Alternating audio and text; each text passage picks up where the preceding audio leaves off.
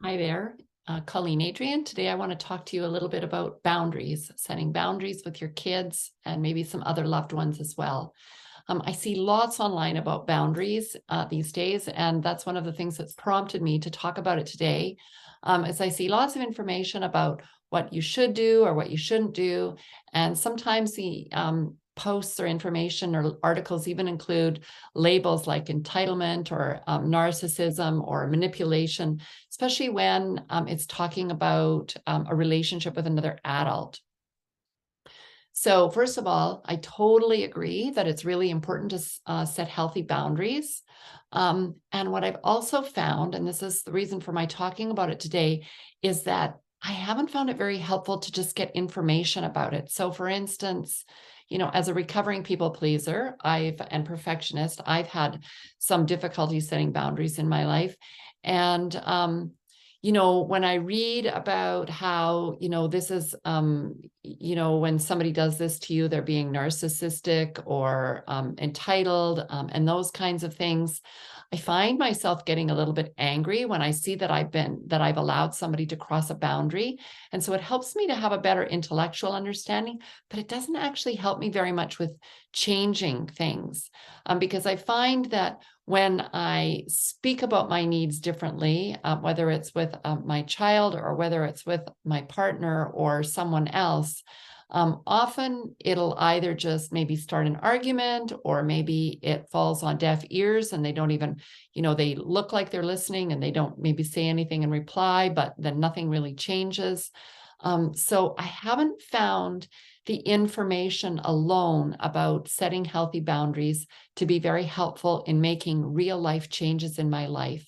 What I found most helpful is to work with my own emotional triggers around the issue and to do some somatic work and to be more present in my body. So let me share a little bit more about that. Often, when you realize that you need to set a boundary, someone has already crossed a boundary with you and you're already feeling maybe a little bit angry or irritated, or you're already emotionally triggered in some way. And when you're in that state, that state of being emotionally triggered actually muddles up your the blood flow in your brain and so on, and your mental clarity. So it's really hard to set clear boundaries or even to clearly know what you want when you are emotionally triggered, because you're just not as fully present in your body in that calm, regulated state that you need to be in if you really want to have clarity. Okay. Because what's actually happening is your something that's happened in the past. That's what an emotional trigger is, right? Something that's happened in the past is triggered in your body, and that's actually what's running the show in your nervous system. It's not the current situation and your grounded response to the current situation. So again, I've already said this, it's hard to be really clear about what you want in your heart and what a clear or appropriate boundary is. And that's what my personal experience has been with this. And I've observed this in others as well. Now, when I try to set a boundary based on something that I've learned in a book or that I've learned online, if I can't actually feel that difference in my body, it does tend to fall on deaf ears. It doesn't tend to make much change. But when I work with my own trigger first and get some healing and some resolution in my body around the issue, I get so much clearer about boundaries.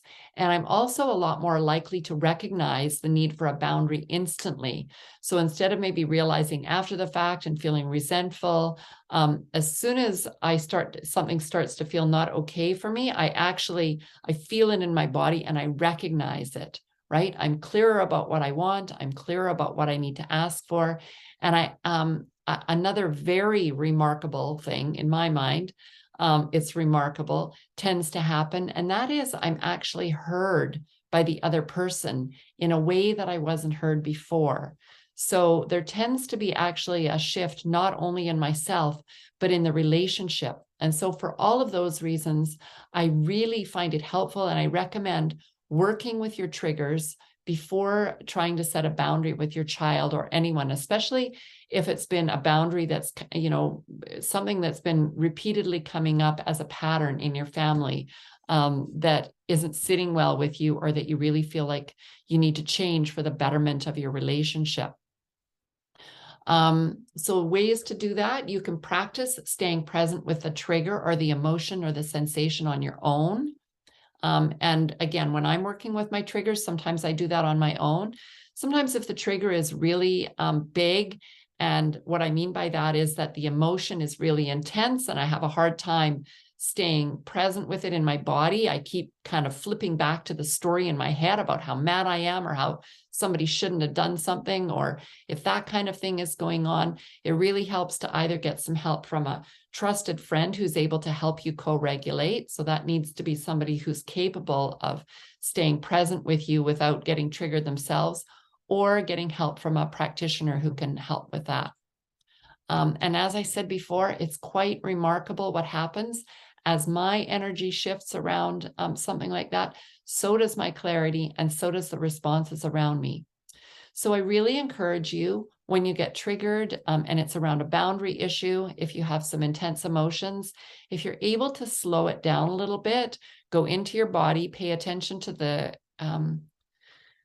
sensation that's coming up or the emotion that's coming up, maybe bring a little bit of soothing and comfort to yourself and to that part of you that's really triggered, that part of you that maybe was distressed at some point in your past and didn't have somebody to help you regulate.